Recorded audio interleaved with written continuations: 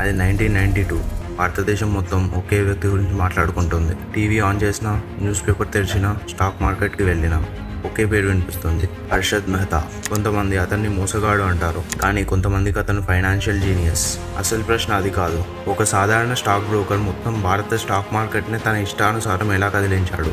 బ్యాంకుల్లోని వేల కోట్ల రూపాయలు అతని చేతుల్లోకి ఎలా వచ్చాయి? దేశంలోని పెద్ద పెద్ద బ్యాంక్ అధికారులు అతన్ని ఎందుకు నమ్మారు? అసలు హర్షద్ మెహతా నిజంగా జీనియసా లేక తెలివైన మోసగాడా? ఈ ప్రశ్నలన్నిటికీ సమాధానం తెలియాలంటే ఈ వీడియో మిస్ కాకుండా చూడండి. ఇక టాపిక్లోకి వెళ్తే, గుజరాత్లోని సాధారణ మధ్యతరగతి కుటుంబంలో హర్షద్ మెహతా జన్మించాడు. డబ్బు అంతగా లేదు, విలాసవంతమైన జీవితం అసలే లేదు. చిన్నప్పటి నుంచే కుటుంబం ఆర్థిక సమస్యలతో పోరాడుతూనే ఉండేది. కొన్ని సంవత్సరాల తర్వాత ఉద్యోగాల కోసం వాళ్ళు ముంబైకి వచ్చారు. హర్షద్ చాలా తెలివైన వాడు, కానీ చదువు పూర్తయ్యాక కూడా తనకి ఉద్యోగం దొరకలేదు. చిన్న చిన్న జాబ్స్ చేశాడు, కానీ ఏ జాబ్లోనూ అతను సంతోషం పొందలేదు.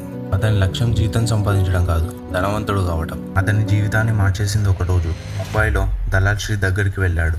అక్కడ వందల మంది అరుస్తున్నారు, పరుగులు తీస్తున్నారు, కాగితాలు మార్చుకుంటున్నారు. ఒక్క నిమిషంలో లక్షలు, కోట్లు చేతులు మారుతున్నాయి. అదే బాంబే స్టాక్ ఎక్స్చేంజ్. అక్కడ డబ్బును కష్టపడి కాదు, తెలివిగా సంపాదిస్తున్నారు. ఆ రోజు హర్షద్ ఒక నిర్ణయం తీసుకున్నాడు, తాను కూడా ఇక్కడికే వస్తానని. ఆ నిర్ణయమే భారతదేశ చరిత్రలో అత్యంత పెద్ద ఫైనాన్షియల్ స్కామ్కి మొదటి అడుగు అయ్యింది. ఈ వీడియోలో ముందుకెళ్లే ముందు అసలు మీకు స్టాక్ మార్కెట్ అంటే ఏంటో తెలియాలి.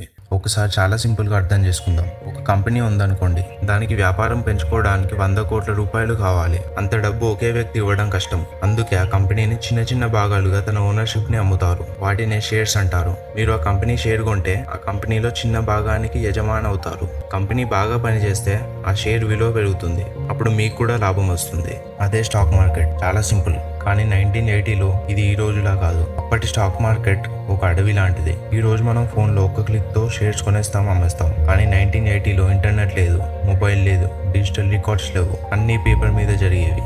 ఆర్డర్ పెట్టాలంటే బ్రోకర్కి చెప్పాలి, అతను ఎక్స్చేంజ్కి వెళ్ళాలి. అక్కడ వందల మంది అరుస్తూ, కాగితాలు మార్చుకుంటూ డీల్స్ చేస్తారు. ఒక చిన్న తప్పు లక్షల నష్టం, ఒక చిన్న లూప్ హోల్ కోట్ల లాభం. అదే హర్షద్ మెహతాకి కనిపించింది. అతను చూసిన ఆ లూప్ హోలే హర్షద్ మెహతాని బిగ్ బుల్గా మార్చేసింది. ఆ లూప్ హోల్ ఏంటో తెలుసుకునే ముందు అసలు మనం ఫార్వర్డ్ డీల్ అంటే ఏంటో అర్థం చేసుకోవాలి.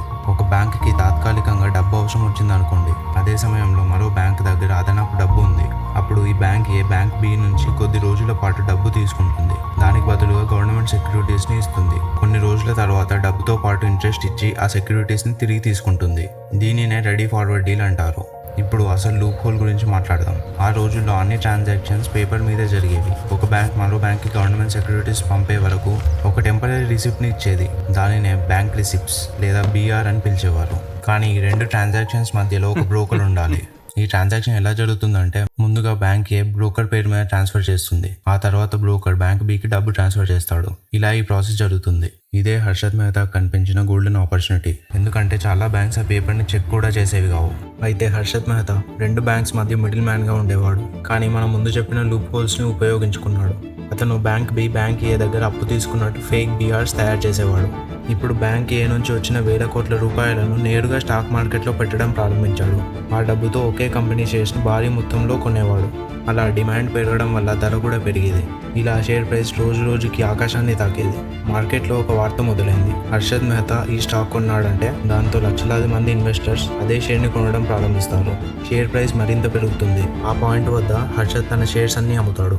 అప్పుడు హర్షద్కి కోట్లలో ప్రాఫిట్. దీనినే షేర్స్ రిగ్గింగ్ అంటారు. అంటే ఎక్కువ మొత్తంలో షేర్స్ని అమ్మటం, కొనటం వంటివి చేసి షేర్స్ వాల్యూని మ్యానిపులేట్ చేయడం. ఇలా చేయడం ఇల్లీగల్. వచ్చిన డబ్బుతో తను బ్యాంక్ ఏ దగ్గర నుంచి తీసుకున్న అప్పును తీరుస్తాడు. ఇలా చేయడం వల్ల వేల కోట్ల రూపాయల మీద తాను ఇంట్రెస్ట్ కట్టాల్సిన అవసరం ఉండదు. కొన్ని నెలల్లోనే హర్షద్ మెహతా బిగ్ బుల్గా పేరు సంపాదించాడు. News papers, magazines, TV channels అన్నీ అతని గురించే. దేశంలోనే లగ్జరీ కార్స్ అతని దగ్గర ఉండేవి. ఇంకా ఆశ్చర్యకరమైన విషయం ఏంటంటే ఏసీసీ షేర్. ఆ సమయంలో ఏసీసీ షేర్ ధర సుమారు 200 ఉండేది. కానీ హర్షద్ మెహతా వల్ల దాని ప్రైస్ 9,000 వరకు వెళ్ళింది. మార్కెట్ మొత్తం షాక్ అయ్యింది.